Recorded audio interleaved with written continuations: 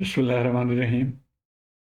आज के इस वीडियो में हम थेवेनिन्स थ्योरम की एक क्वेश्चन है, एंड चैप्टर क्वेश्चन 10.61, इसको सॉल्व करेंगे और इसके लिए फरमाइश की है एक स्टूडेंट ने। आइए देखते हैं।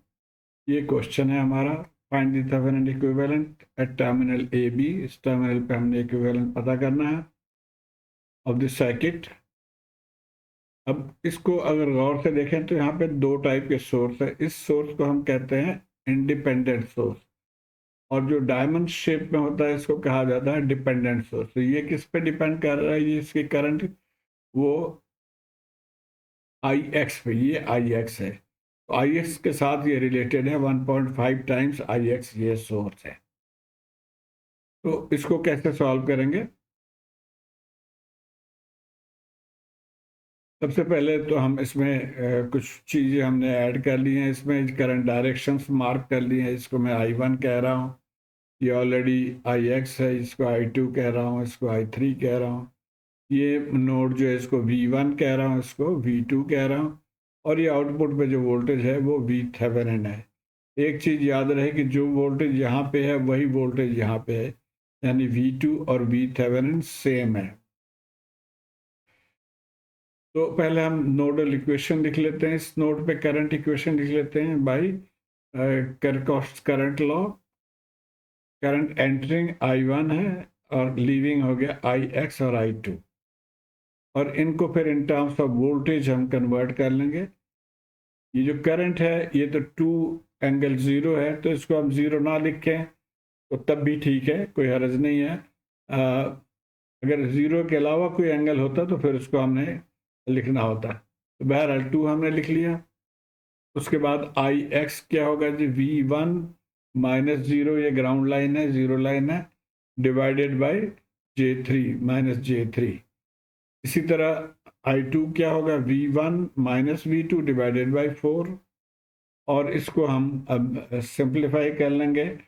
बेहतर तरीका होता है कि जब आप फ्रैक्शन हो तो उसके एलसीएम से मल्टीप्लाई करते हैं। इन दोनों के एलसीएम 12 है, तो 12 से हम पूरे को मल्टीप्लाई कर देंगे तो इजीली वो आप सॉल्व कर सकते हैं। तो ये 24 हो गया, ये 12 है तो 3 से डिवाइड करेंगे 4 आ जाएगा, 4 से मल्टीप्लाई कर दिया और यहाँ पे 3 से मल्टीप्लाई कर दिया।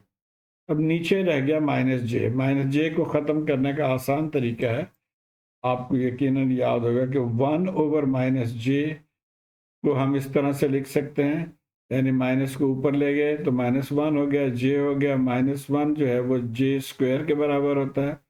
तो जे स्क्वायर और जे कैंसिल हो गया तो ये जे रह गया, यानी 1/-जे की जगह पे जे लिख लेंगे। तो हम यहाँ पे भी जे लिख लेंगे। तो ये जे लिख लिया हमने। अब हम लाइक टर्म्स को इकट्ठा कर लेंगे, तो ये V1 के टर्म्स आ गए, V2 के टर्म्स आ गए, और इसको राइट साइड पे ले गए। तो ये हमारा इक्वेशन नंबर 1 आ गया।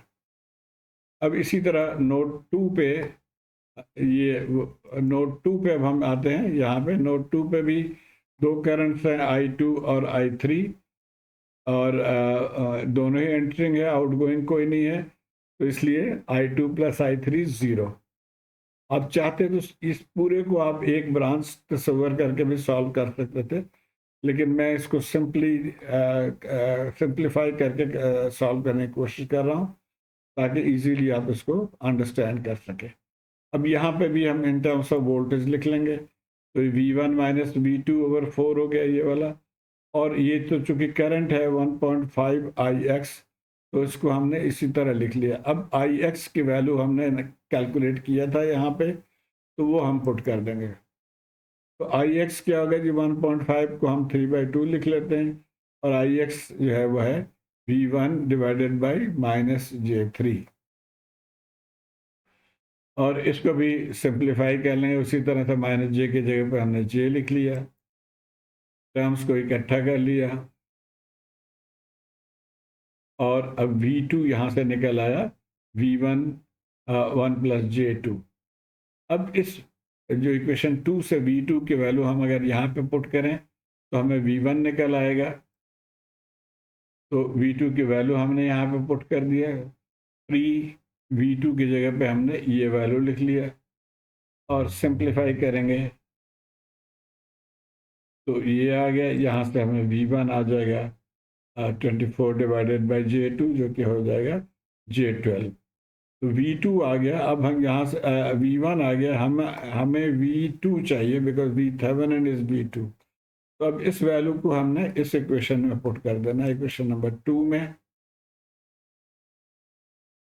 तो ये पुट करके ये J12 हमने पुट कर दिया V1 के जगह पे और यहाँ से सिंप्लीफाई कर लिया, तो ये आ गया इन रेक्टेंगुलर फॉर्म और ये आंसर आ गया इन पोलर फॉर्म V2। तो V2 जैसे मैंने बताया कि हम लिख सकते हैं कि V Thevenin बराबर है V ओपन सर्किट, जो यहाँ पर ओपन सर्किट, और वो बराबर है V2 के। तो ये फिर 26.83 एंगल 153.4 वोल्ट आ गया। तो ये हो गया जी V Thevenin। अब हम आ जाते हैं Z Thevenin पता करना है।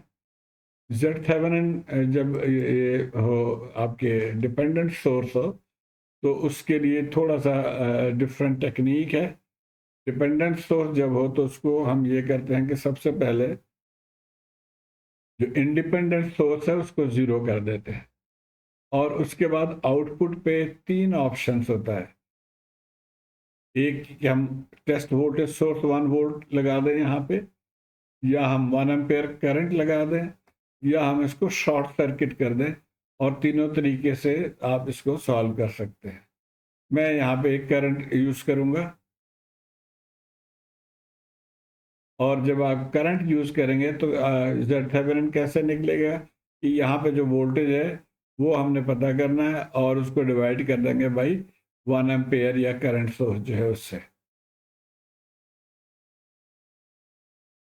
तो अब ये हमने करेक्ट कर दिया, इस वोल्ट करंट सोर्स को ज़ीरो कर दिया। करंट सोर्स को ज़ीरो करने के लिए इसको ओपन कर देते हैं, तो ये सर्किट आ गया जी।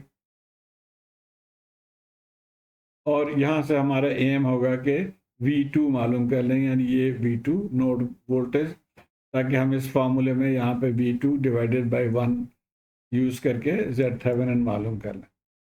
तो यहाँ पे भी हम KCL लगा लेते हैं। अब ये यहाँ से हम 1 एम्पेयर करंट एंटरिंग है और यहाँ से 1.5x एंटरिंग है और Ix लीविंग है। तो ये हमारा KCL इक्वेशन आ गया। ये आ गया इन टर्म्स ऑफ Ix, यहाँ से Ix हो जाएगा -2। तो अब Ix एक्चुअली जो है वो क्या है, यहाँ से देखें कि V -0 डिवाइडेड बाई ये दोनों 4 -j3, और ये बराबर है -2 के। तो यहाँ से हम V2 निकाल लेंगे, ये राइट साइड पे चला गया, तो ये V2 आ गया हमारे पास। और अब Z Thevenin क्या होगा, V2 डिवाइडेड बाई 1 एम्पेयर ये करंट, तो -8j + j6 डिवाइडेड बाई 1। तो यही हमारा आंसर हो गया। तो उम्मीद है आप इसको फॉलो कर पाए होंगे। अपने फीडबैक से मुझे आगाह कीजिए।